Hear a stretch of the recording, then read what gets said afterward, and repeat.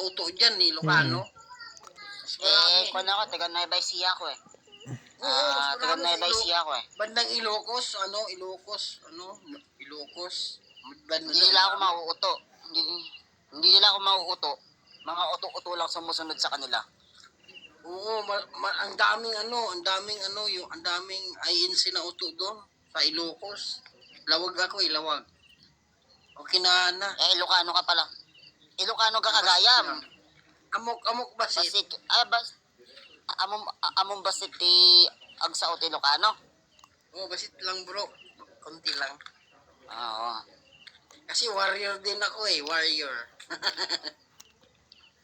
Marunong tayo niyan. Ano yun eh? Ilocano, Muslim, yung nat niya. Pinakamatapang Ilocano eh. Tayo Ilocano, pinakamatapang. Ni Nana. Ado, bagtit. Nagado. Nagado ti bagtit Ilocano. Madikat agyab-yabang di Ilocano. Nauto ni Natay ka gayam. G-Quad. Ni FC. FC, ito lang ko sa iyo, mag-ingat ka pag mo INC, kalaban mo. Delikado yan, bro. Sabi ko sa iyo. Pa lang nako. Gaya nga ni Warrior, yung Warrior na INC, anda siyang pumatay para ka manalo. Viral Viral 'yun. Andang pumatay. Delikado, bro. Ang kanyang paninindigan, ang kanyang sugo. Huwag mo lang sabihan ng kanyang sugo ng masamang salita, papatayin ka nila. Yun. Pero si Si Kristo, pag pinagsabihan, mga tao, si Kristo, tinuli, gano'n, baliwala sa kanila yan. Huwag lang si Manalo. Delikado ka dyan pag pumasok ka sa agency. Pag si Manalo alagastahin mo, anda silang pumatay. Delikado ka dyan, Papatayin ka nila dyan, hindi ka na makakalabas ng buhay. Parang mga muklo, mga yan, bro. Delikado. Totoo, realidad. Parang ganun sa mga Muslim. Kapag naman siniraan si Muhammad, delikado ka, papatayin ka ng mga Muslim.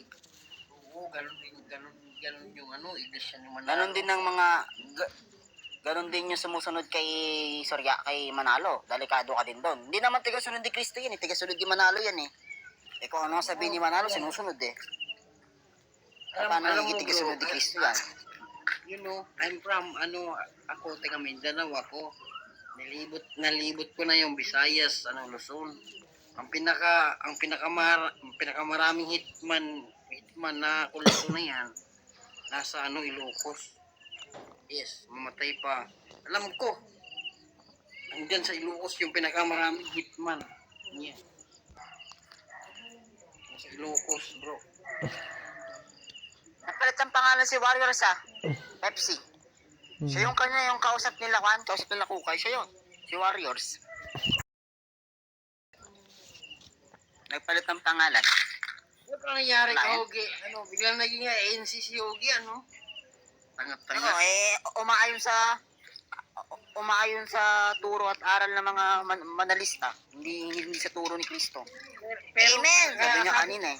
Kaya nga ako sabi ko sa kanya, i-search mo history.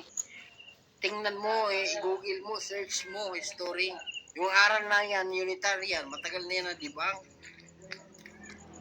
Arianism, Arius. Tinalo na yan ng mga tinusakyan.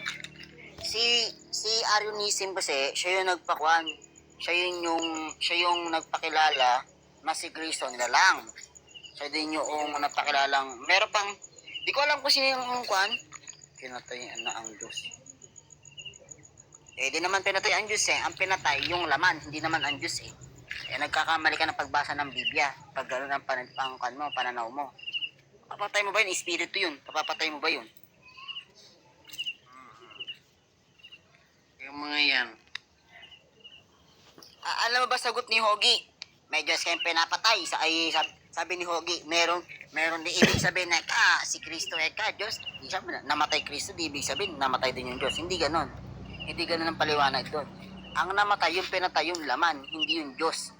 Hindi namamatay yun. Never mong papapatay yun kasi espiritu yun.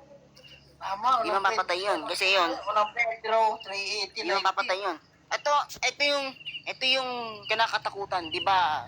Sa unang Timoteo 2:16 ay 16:17, walang sino man nang nakakita sa Diyos. Sabi doon, walang makakalapit, sabi doon eh. Ay, tama ba? Sa haring walang hanggan, walang kamatayan, na hindi malalapitan ng sino mang tao, ni makikita man. Eh bakit si Kristo nakita niya? Tao ba si Kristo?